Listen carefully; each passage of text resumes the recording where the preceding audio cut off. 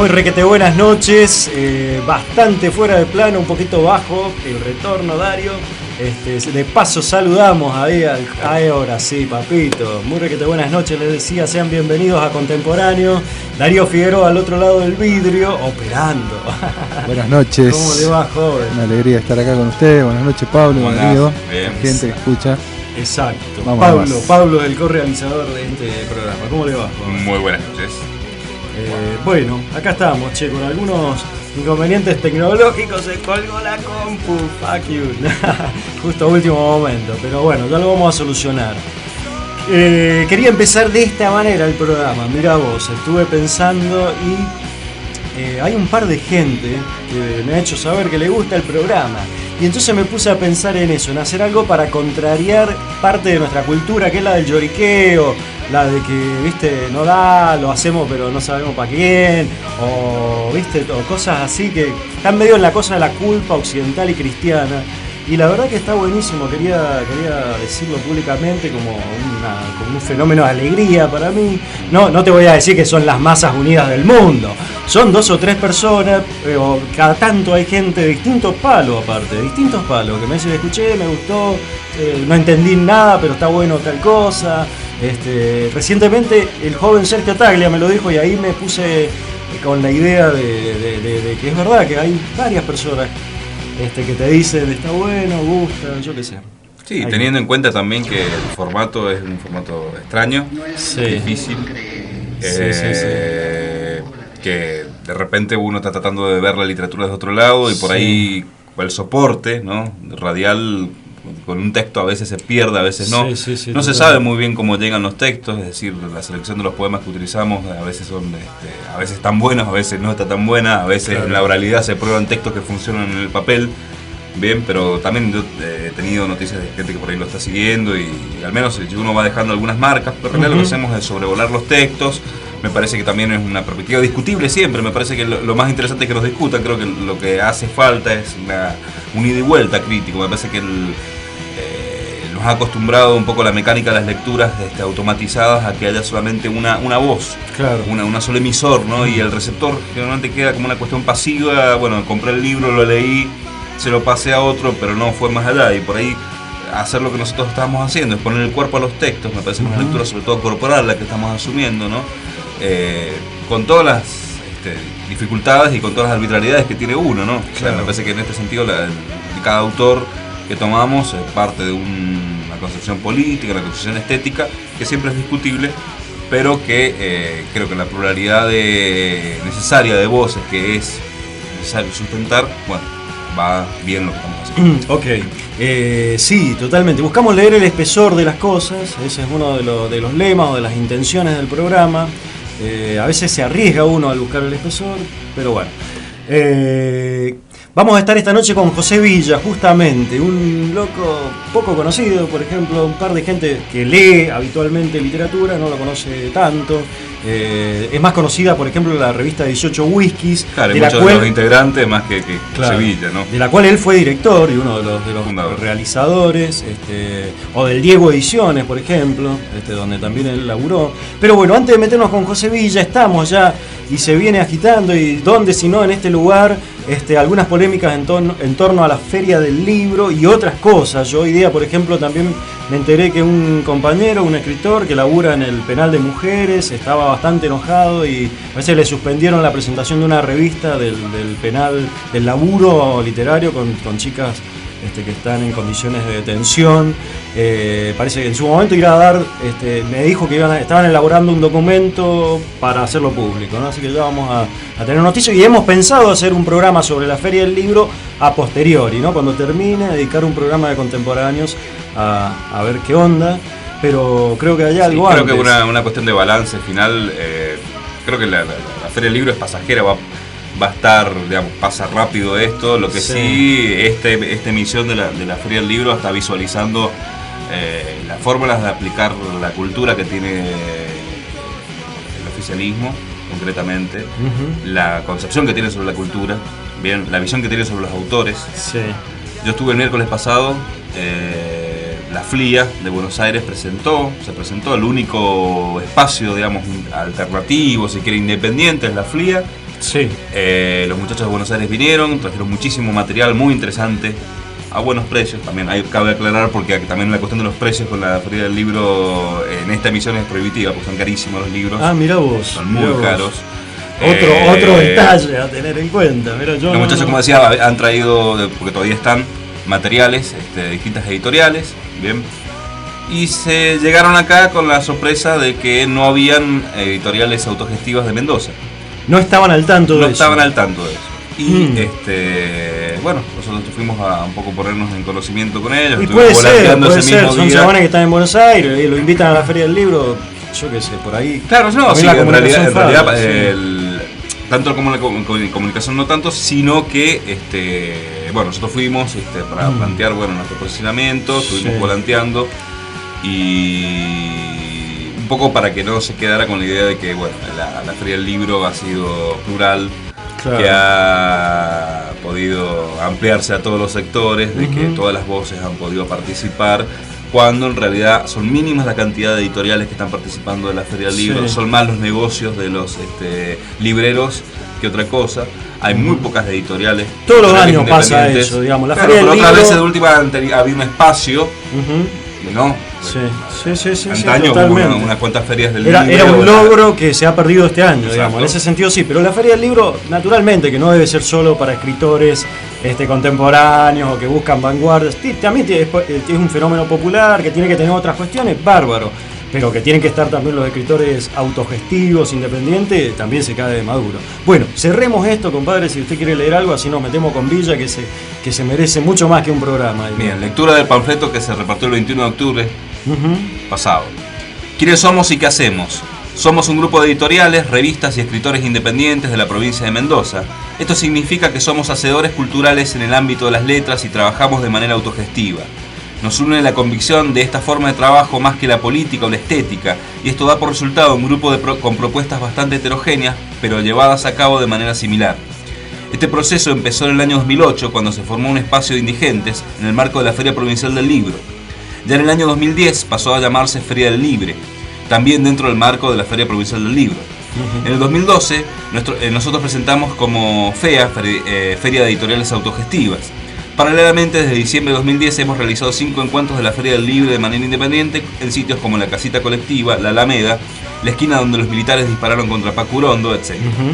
Como puede verse, durante 2 años pudimos mantener el espacio dentro de la Feria Provincial del Libro, de manera independiente en otras fechas y lugares.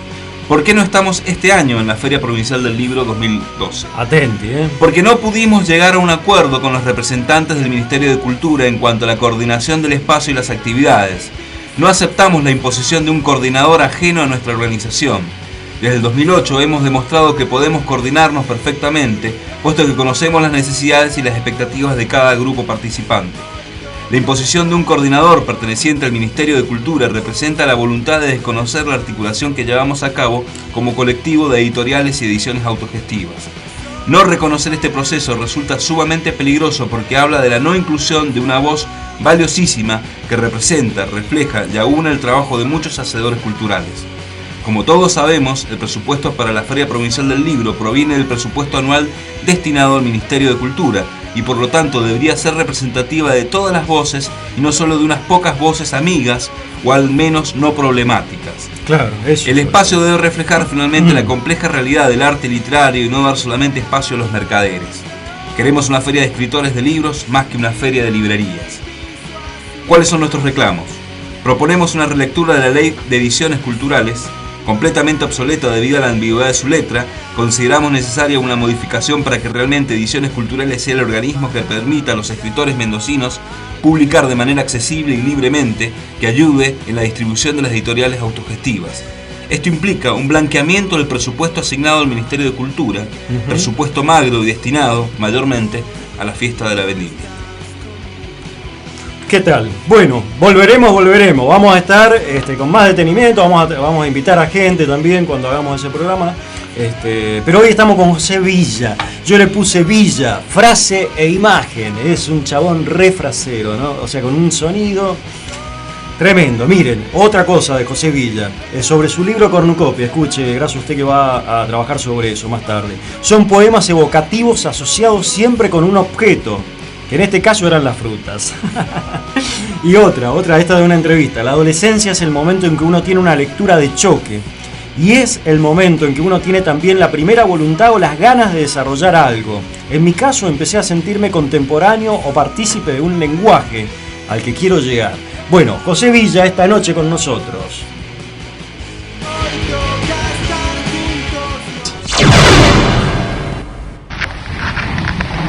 No es lo que todos creen. En realidad no busco la belleza. Se ahoga y abre una ventana. Esta ventana la toca. Cansado busca un poco de aire. Imparte algunas órdenes en silencio.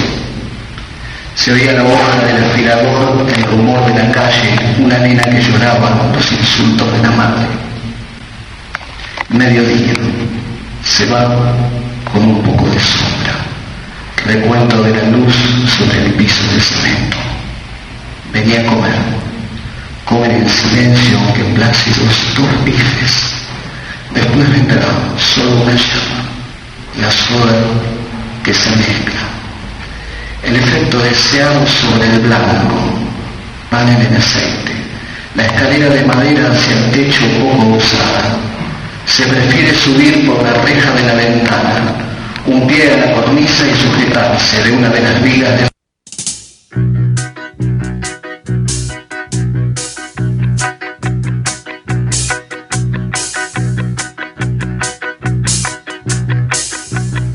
Esto que suena y sonará esta noche en nuestras cortinas es ella, Patti Smith. A ver. Dream Hotel. You just had to quarrel. ¡Wow! Patti. Y la vamos a tener que pisar a la señora Patti. No es fácil. No es fácil. Bueno, lo que recién escuchábamos son partes de un texto de José Villa, nuestro autor del capítulo, que se llama el texto de abreviatura. Yo me felicito a mí mismo como editor, aunque se escuchó como el harta, pero la verdad que estaba mucho peor. Igualmente lo mejoré y termina abruptamente. Parece que quien lo subió, no sé, lo subió mal. Está leído en 2008 en una presentación de la revista El Niño Stanton. Publicó José Villa ahí y lo invitaron a la presentación y leyó ese texto. Hay casi nada de audios de Villa, por eso decidí igualmente ponerlo, aunque no se escuchase del todo. Hacia el comienzo el poema es muy lindo. Llaman a poner la mesa, dicen. Bueno, José Villa nació en Martín Coronado, provincia de Buenos Aires, en el 66. Ha publicado 8 poemas en Ediciones del Diego en el 98. Ediciones del Diego es una editorial muy importante a la hora de empezar a rastrear, a leer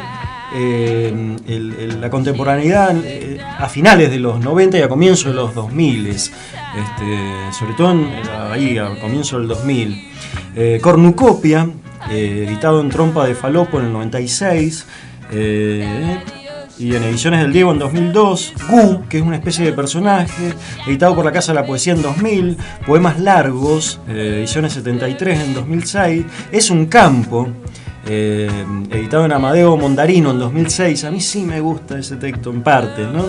Y Camino de Vacas, que es una especie de antología o de textos reunidos, editado por... Una suma poética. Una suma poética, ahí está. Existe la suma teológica y la suma poética. A ver, sirve las dos, pero no sé cómo.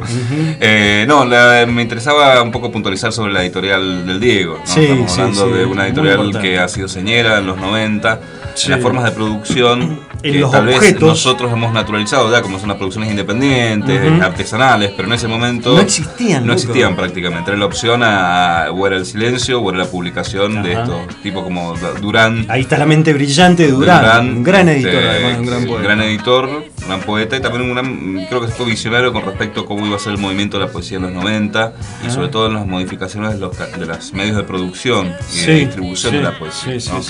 El chabón ya pensaba en comprar guillotinas, imprenta, pensando como estratégicamente un costado por donde escapársele al sistema. El chabón, claro, lo primero que hace es comprar una fotocopiadora de rollo amplio como para empezar a hacer la revista, de hecho. Está muy bien. Muy bien, muy interesante. Bueno, ese dato que acaba de dar Pablo, que el loco estuvo ahí junto a Durán, que siempre han estado medio juntos. De hecho, el poeta Rosales me contó que los conoció así juntos en Buenos Aires. Y lo otro que hay que subrayar, digamos, es el hecho de que José Villa participó de la revista 18 Whisky, ¿no? Sí, ese también es un dato muy una importante. Revista bastante pionera, mítica, digamos, ¿no? Se habla de 3 números, pero en realidad fehacientemente son 2 números publicados entre el 90 y el 93. Sí, ahí hay toda una revista que juntó a prácticamente los mayores exponentes del objetivismo de los 90, que después, posteriormente, fue llamado objetivismo. Estoy hablando de Fabián Casas, estoy hablando de Edwards, estoy hablando de Juan Desiderio, del mismo Villa y Durán, ¿no? Entre otros. 18 Whisky surge de la unión de 2 revistas, bien, de 2 ámbitos diferentes. Villa estudiaba junto a Durán en Filosofía y Letras, empiezan a escribir una especie de plaqueta, sería sumamente informal. Y vienen otros, se junta gente de la periferia como Casas, bien. Son muchachos periféricos, también vamos a decirlo acá y quizás vamos a mencionarlo ahora nomás porque será motivo de otro programa. Descubrimos, yo la verdad lo descubrí, no lo había visto nunca, hay un documental filmado en 1990 y es muy extremo, un documental hecho por Varela, que también es un poeta, él igual ahí en el documental no se reconoce como escritor. Y es una especie de competencia de drinking. Sí, bueno, hay que hablar que 18 Whiskies obviamente habla de la mítica muerte de Dylan Thomas, ¿no? Me tomé 18 whiskies, creo que batí un récord, dijo, y cayó muerto, ¿no? En el Shell's Hotel.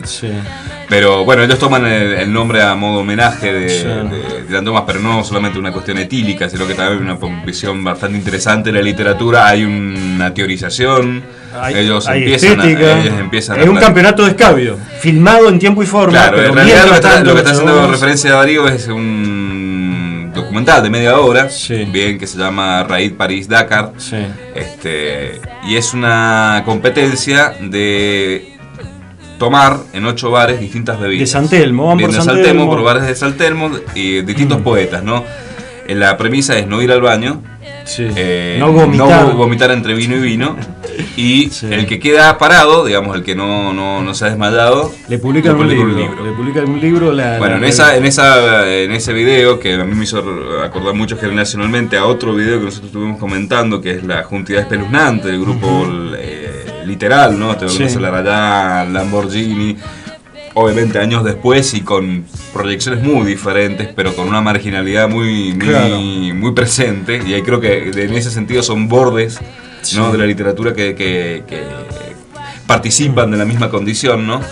En este video es interesante ver los que posteriormente han sido señeros, siendo jóvenes, digamos, 20, 22, 23 años. Claro, está Casas ahí, hecho un pibito, con rulos. Bueno, el tema de la marginalidad es muy importante en la literatura, porque la literatura tiende a ser algo anquilosado, viejo, señor. Entonces, siempre la marginalidad, siempre es importante. Nosotros la reivindicamos desde otros lugares políticos también, tiene su función y su manera de vindicarlo, digamos, lo popular también tiene que ver con eso, pero en la literatura es particularmente importante, pues siempre es el lugar por donde entra la frescura. Y la marginalidad es completa, o sea, la marginalidad también hay droga, alcohol. Yo digo más, yo creo que la literatura pasa por ese margen. Claro. O sea, yo creo que sobre todo la de los 90, o sea, estamos hablando de los 90. Recién ahora se está hablando de la generación de los 90, ¿no? De quiénes fueron los exponentes de la generación del 90. Sí que existió una generación del 90, sí que se puede generalizar. Pero lo cierto es que hubo un cambio radical en la poesía que se hacía en los 80, bien, a lo que se hizo posteriormente. Totalmente. O sea, y en eso, en el último programa, cuando estuvimos trabajando con Gambarota, planteamos, ¿no? Esta posibilidad de ver la poesía de los 90 como un antes y un después, como una máquina que lee el pasado de la literatura argentina, el presente y el futuro, de alguna manera, ¿no? Entonces me parece que más allá de que esto, obviamente, es un dato anecdótico, hay que leer a los autores, no colgarse con el mito. Con la anécdota, exactamente. El mito etílico, porque no tiene sentido, porque tal vez es una forma de reducción, porque tal vez es un reduccionismo. Hay algo mucho más profundo y mucho más amplio en estos autores. Por eso la referencia tiene que ser a que haya un video filmado en tiempo y forma sobre esa primera generación del 90 y donde, entre otras cosas, se habla y mucho de literatura y con mucho sentido, digamos. Así que, claro, y hacer un empalme en cuanto a la imagen, obviamente. O sea, hay un empalme muy muy grande con otro autor que nosotros estuvimos trabajando, digo, dentro del margen, como Ibarra, ¿no? Como Ibarra, esta cuestión sí. Obviamente con muchos matices de diferencia, ¿no? Pero esta cuestión de estar escribiendo, planteando una escritura desde ese margen, en la intemperie. Sí. Bien, que en ese momento ellos no sabían que iban a ser posteriormente son solo chicos que iban a viviendo. ser nombrados como la camarilla de 18 whisky, claro, que plantearon antes y un después dentro de la forma de leer la poesía. Claro. Viviendo y leyendo cosas muy zarpadas para la época, leyendo a Lamborghini, leyendo literatura británica contemporánea, no eran solo pibes descocados. Un poco para cerrar el concepto de 18 whisky. 18 whisky es una revista prácticamente inconcebible. Bien, se editaron muy pocos números. La apuesta que tuvieron fue bastante extrema en el sentido de publicar en un momento discusiones, plantear discusiones que hoy por hoy se sigue arrastrando desde el punto de vista teórico.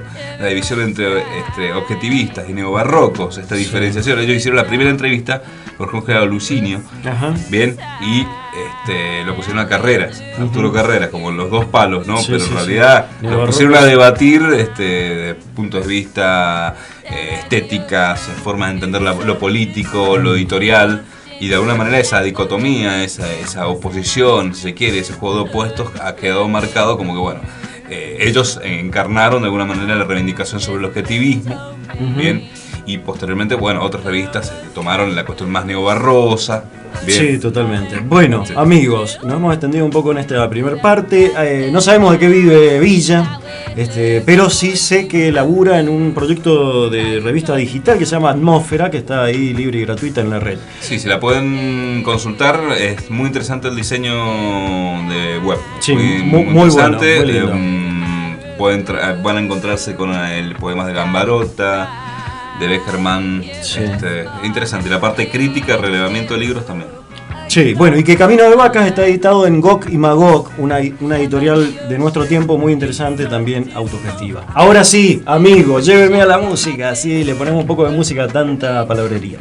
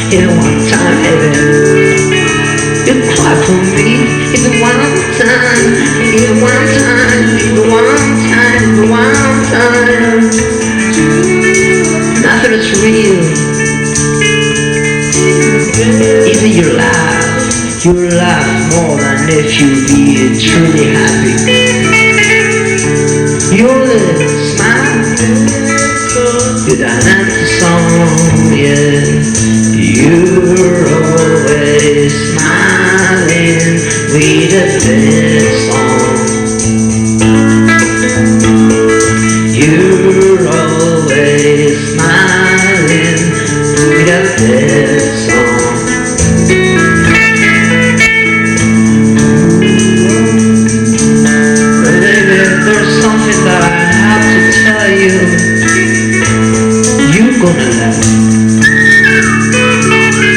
something that I'm afraid to tell, 'cause everything you love is everything I hate, everything I love is everything you hate, but baby. Bueno, y esto es Prieto Viaja al Cosmos con Mariano.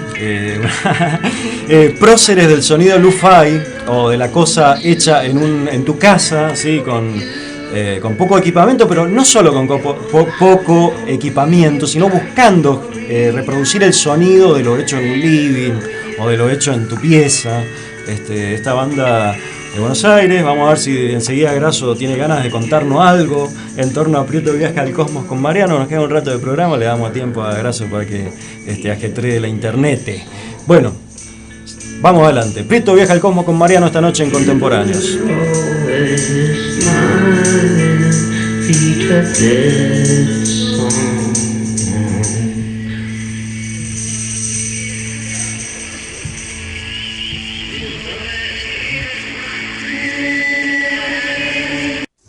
Colecciono porquerías, color y olor insano. Busco valor en el cartón, en el piso. La basura. Experimentales, super-unders, marginales, contemporáneos. ¿Cómo ser detrás un vidrio? Me ensucio todo y es mejor. Soy conocido por la que me espera en casa.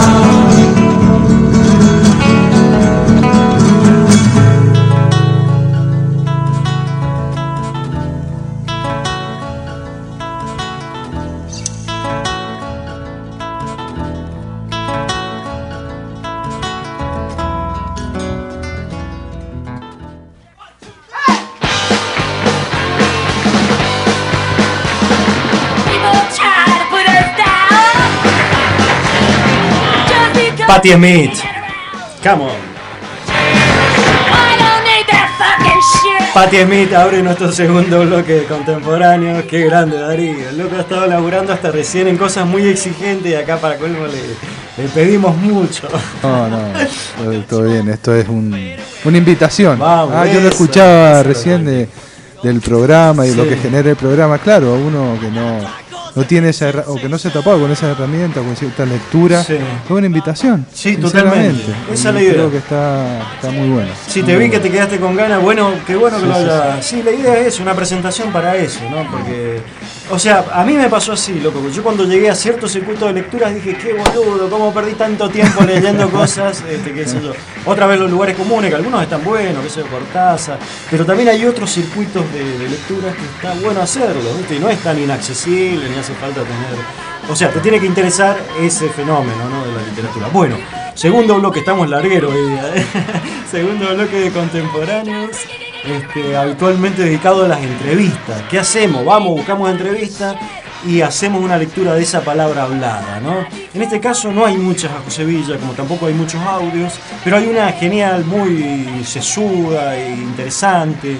Le falta un poco de carne quizás a la entrevista del Villa Cuerpo, no sé. Es como muy en tono estético, ¿no? De cuáles son las intenciones, pero está muy buena. La hizo Osvaldo Aguirre, que es un hombre que se dedica a este tema, ¿no? Por lo general suele hacer este tipo de entrevistas. La tituló Aguirre, busco que el poema tenga una ondulación musical. Y suena así, ¿no? Pero es muy interesante, justamente el extracto de preguntas y respuestas está en torno a esta idea de la poesía como un fenómeno de música, de sonido, ¿no? Vamos a ver si podemos ahondar en eso. Sobre la poesía como música le he puesto yo el extracto y Aguirre le pregunta: en la apertura del libro Camino de Vacas, que es una especie de suma, como decía Pablo, hay unos signos extraños. ¿Qué significan? Sí, dice Villa, eso es culpa de Vallejo, de César Vallejo, ¿no? El poeta peruano. Porque Vallejo es una fuente de sabiduría, es como leer a Lao Tse y se ríe. Todo el juego con las vocales y los cortes de versos, algunas veces me dice que los cortes están mal hechos, que la sintaxis está mal entrazada, pero yo lo que busco es que el poema tenga una ondulación musical. Y a veces esa ondulación es muy personal, tiene que ver con cómo me suena en el fondo. Vallejo siempre me gustó por el modo en que trabaja las palabras, ese modo oscuro, vital, fuerte, como que Vallejo es un poeta que transforma la materia. Lo leo cada tanto, pero no es que yo retrabaje sus poemas o sus temas, ¿viste? Como hace Hellman, que lee a Vallejo y lo pasa a su tono. Ahí hay un palito para Hellman. A mí lo que me interesa es el trabajo de intravisión permanente que Vallejo hace con las palabras. Trabajo de intravisión permanente que Vallejo hace con las palabras, o mejor dicho, con la sensibilidad total del lenguaje, y cómo en el poema aparece esa ruptura de estilo necesaria y expresiva que se da por las alteraciones sintácticas, silábicas o de grafía. Bien, para ilustrar un poco lo que está diciendo Darío del poemario Cornucopia, Peras. Escuchen, escuchen el manejo de los periodos, el manejo de las pausas. Hay una alteración en las maneras sintácticas. De una inagotable lucidez, la lluvia era, con señales de espinas, sumergidas las latas en la tierra con un martilleo de piedritas. Leve, salpicaba, corría el agua, una membrana para la sed o espejo en que la miel se ha concentrado. Y esas marcas, cicatrices, dentelleos que la nieve y la sangre destilan. Al fin, todo tiende hacia el fin. Los bordes, las orillas, en esa réplica, fluido artificial, faldas de algodón, charcos inmantados, nubes de hielo y cromo. Los límites son de un abismal centelleo negro que avanza, luces desde cajes plásticos, velas deshechas de una barca, momentáneos monstruos en los remolinos, púas con su lumbre torcida. Muy bien elegido el texto, sí, ahí está claramente eso. Y continúa diciendo Villa, dice, de alguna manera uno quiere emular a sus maestros, no por Vallejo. Hay un momento para la lectura que yo la fijo en la adolescencia, en la primera juventud, cuando uno se ve cargado con eso y después lo construye a su manera y a la vez incorpora otras cosas.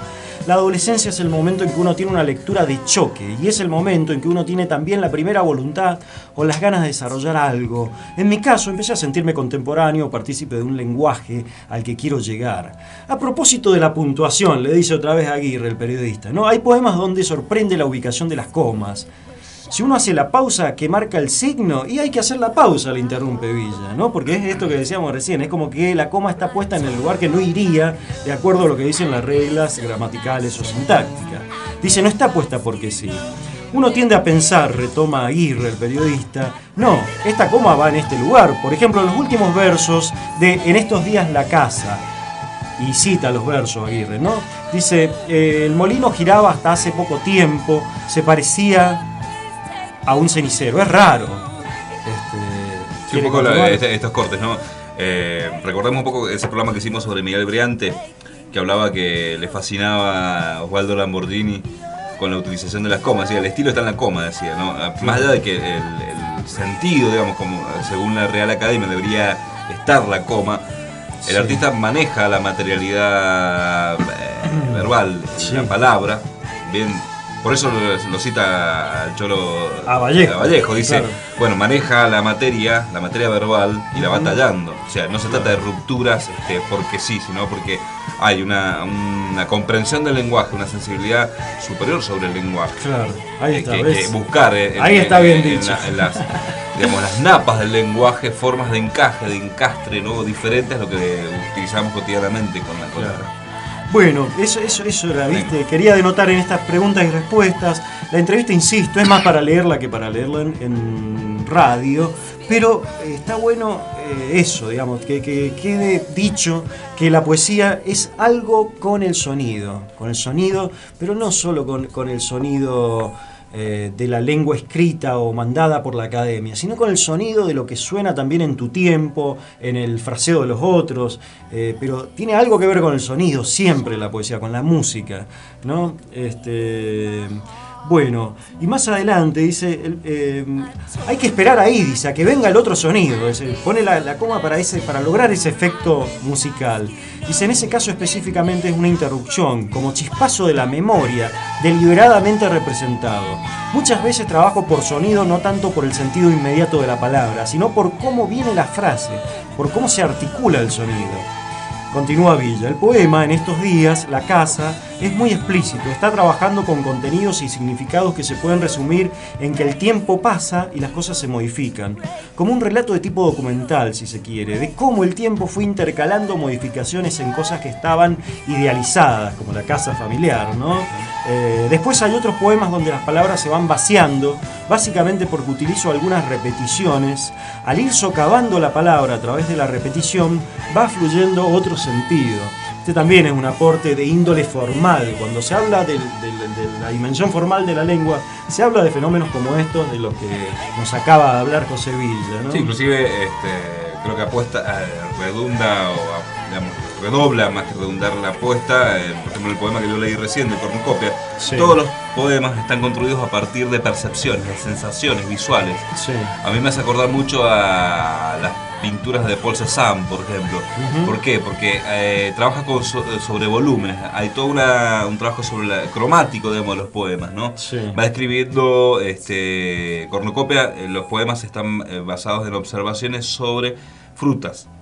Bien, y son como naturalezas muertas, ¿no? En donde la luz incide en eso que está describiendo, pero no es una descripción naturalista, sino que hay otra cosa, y es una especie de combinación, bien, de cómo la palabra puede reflejar eso que el ojo está viendo, ¿no? Entonces me hace acordar mucho a ese empastado grueso de Cézanne, ¿no? Esa cuestión que crea como un volumen y que hace que la tela un poco salga y sea expuesta, ¿no? Expulsada, ¿no? Y le da un volumen a los objetos. Me parece que con esto, bueno, yo lo he leído en ese clave, ¿no? Sí. Yo creo que otra de las herramientas que nos permite la lectura es leer los textos como queremos leerlos. Hacer muchas lecturas. Nos encanta leerlo en este sentido. Para ilustrar lo que estoy diciendo, no voy a extender mucho. Escuchen lo que dice acá. Manzanas, también del libro Cornucopia.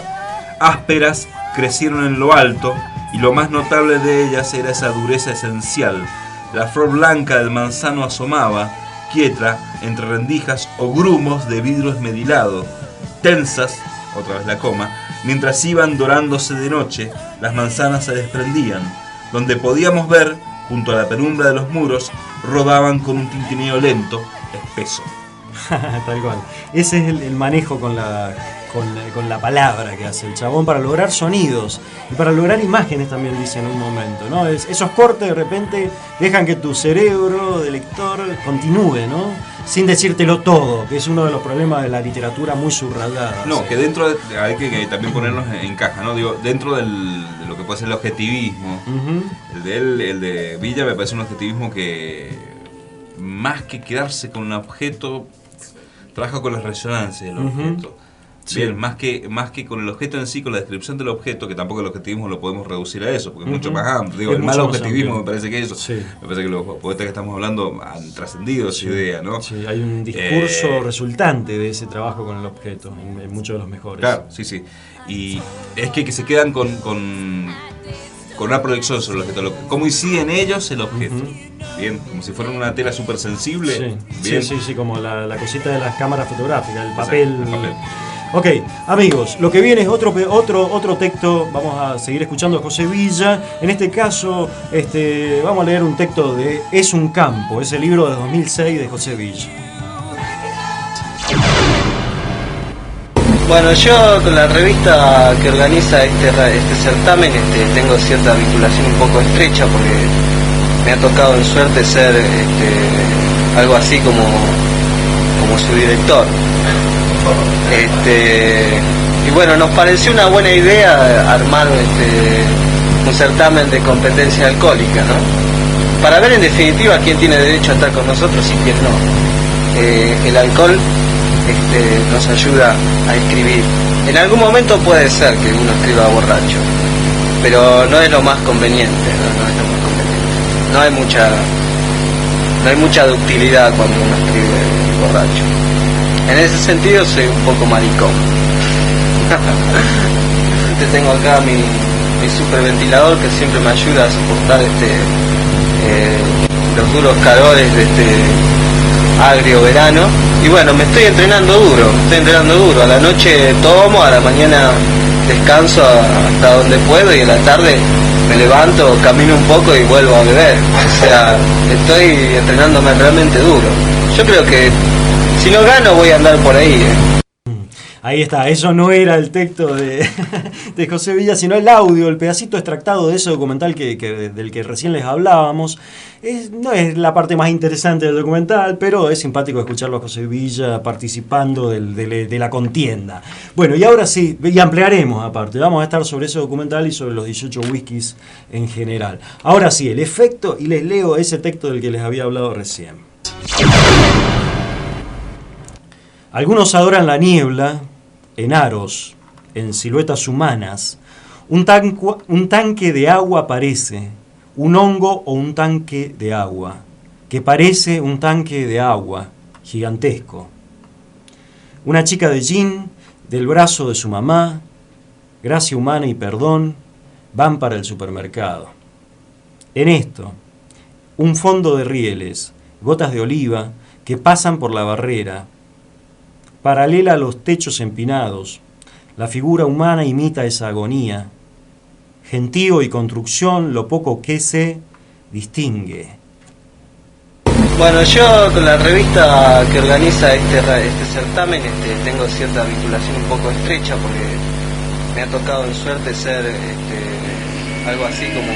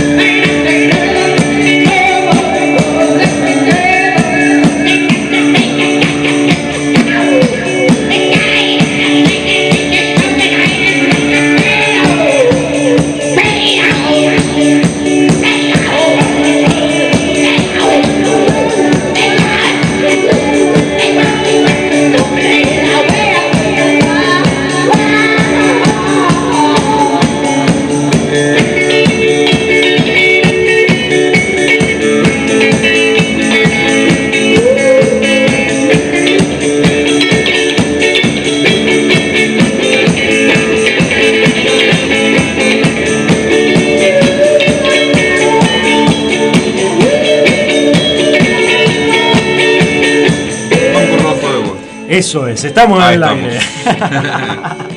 Bueno, sí, nos queda muy poco tiempo, lo vamos a usar como cortina de nuestro tercer bloque, que no vamos a desarrollar mucho, pero quería leerles algo, habitualmente en nuestro tercer bloque lo dedicamos a las lecturas, nos confiamos al paseo de Pablo y también pegamos una mirada sobre otras lecturas que se hayan hecho sobre, en este caso, la literatura o los textos de José Villa.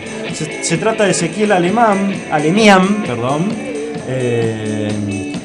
que en una parte de su trabajo, de su lectura, dice algo muy bonito para mí, que dice incluso, imágenes percudidas por otras imágenes que impiden que las primeras se cierren. A veces me parece que la literatura de Villa tiene que ver con eso. Terrible levedad es un poema, dice Ezequiel Aremian, que convoca la sombra de Juan L. Ortiz, no solo por los poemas largos, sino por sus composiciones finales. De Juan L. Villa toma no el ritmo confirmativo de acumulación y consolidación que toman Saer, por ejemplo, o Daniel Helder, sino su ritmo disipativo, de disipación, ¿no? Y en eso coincido. La verdad que no sé si todo Juan L., pero su ritmo disipativo sí. No cerrar el poema sobre una idea para que el mundo coincida con lo que el sujeto piensa, sino abrirlo a la intermitencia de las percepciones sin clasificar. El poeta no es alguien que con su percepción conforma la realidad, sino que el sentido de la realidad está en los destellos de ese tiempo en desvanecimiento. Bueno, ahí está, alguna lectura crítica. Ahora sí, compadre, vamos a hacer el efecto y Pablo nos va a leer el tercer y último texto de José Villa esta noche. Tras eso nos tendremos que ir, así que lo que vendrá es la cortina de despedida. Efecto. El agua marrón del Tigre en la costa, los palitos de los árboles como de mimbre flotando en la oscuridad de algunas sombras proyectadas sobre el agua. Un astillero asciende su luz, puede vérsela todavía perdida en la tarde que amarillea. Parece un barco inmenso a medio construir, la figura que va ennegreciéndose de un fantasma, la fortaleza que deberíamos habitar, el lugar donde se sueldan los barcos que irán al río, al mar o a la memoria, aguas negras, tensas y flotando sobre ellas la claridad esponjosa de unos palitos en la costa.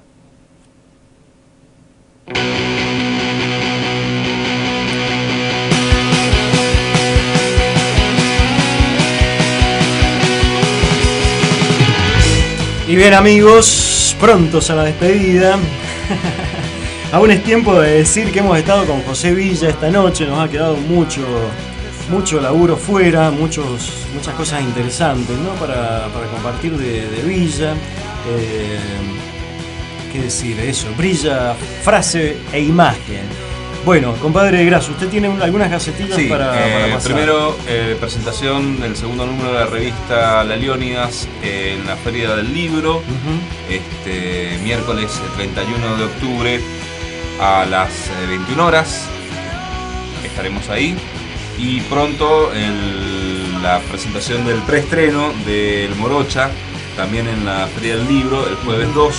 Jueves 2 a las 19 horas. El preestreno de la obra de Pablo Aravena, El Morocha. Tal cual, entonces tenemos miércoles Los Leónidos. Miércoles la presentación de la revista La Leónidas a las 21 horas en la Sala Amarilla, del subsuelo, obviamente, del parque. Y posteriormente el preestreno, porque después se va a hacer el estreno oficial en el Teatro Independencia de la obra de Pablo Aravena, El Morocha. Ok, bueno. ¿Anunciamos lo que viene o no, compadre? Bien, ya que estamos en esta patriada de los whiskies, vamos a seguir, me parece interesante. Digo, esto es que largando. Esto es radio en vivo.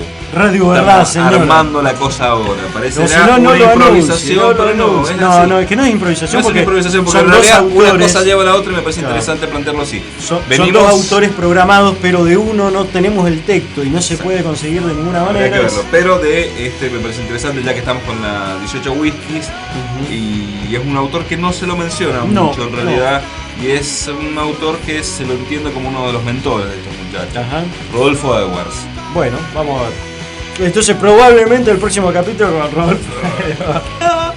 Bueno, muchas gracias Darío, muy amable, se aprecia su esfuerzo, su atención. Muchas gracias por todo. Muy lindo todo, esperando ese programa de la Feria del Libro. Post-Feria del Libro. Post-Feria del Libro. Sí. Totalmente, la verdad que Contemporáneos se hace cargo de su tiempo y le pone el pecho a las balas. No, sí, o sea, hacemos capítulos así de presentación, pero nos parece necesario. Yo creo que es muy importante un debate, hacer un debate serio y de una vez sobre lo que entendemos por literatura contemporánea, lo que es la literatura mendocina, el rol de los autores, el rol del gobierno, el rol del Estado. Las ferias, etcétera, ¿no? A los funcionarios o algunos funcionarios han dicho que no les interesa para nada la literatura nueva ni la literatura ¿no? Eso bueno, pero habría que ver si a toda la población le pasa lo mismo. Centro también de la cultura oficial, entonces, que le pongan, ¿no? Bueno, pasan muchas cosas, pero lo real es que la feria, que como dijo Pablo, como leyó en el manifiesto, tiene ya una historia, y un espacio ganado en la Feria del Libro, que como corresponde, somos parte también de la población, al fin y al cabo, no está loco. Y bueno, ese es un detalle y de muchísima importancia. Bueno, muchas gracias, nos vamos. Chao.